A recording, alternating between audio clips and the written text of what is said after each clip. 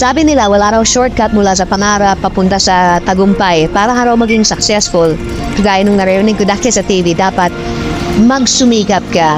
Yung pangarap mo, hindi mo susukuhan hanggat di mo naaabot.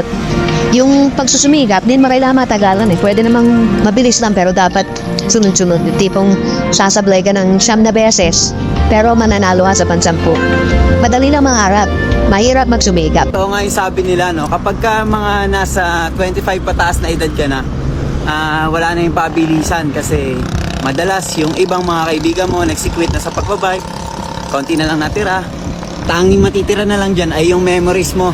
Dahil lang alam mong matagal at mapapagod ka, hindi ka natutuloy. Tsong wala kang mararating kung hindi mo pipihitin yung susi sa loob ng ulo mo. Gaano man kataas ang pangarap mo sa buhay, huwag kang matatakot sa pagod at sakripisyo dahil parte yun eh. Hindi ka makakakain ng kanin kung hindi mo sasaingin. Hindi ka makakakain ng ulam kung hindi mo lulutuin. Lahat ng bagay kailangan kilusan mo muna sa umpisa. Hindi tatakbo ang sasakyan kung hindi mo sususian. Kung hindi mo lalagyan ng gasolina, hindi yun tatakbo sa kung saan mo siyang direksyon dapat dalhin.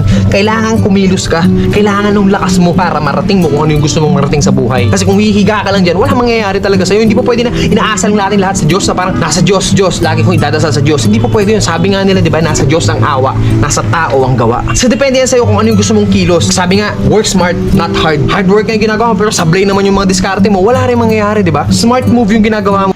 Yan mga kapartner, maraming salamat sa inyo. Hanggang sa muli.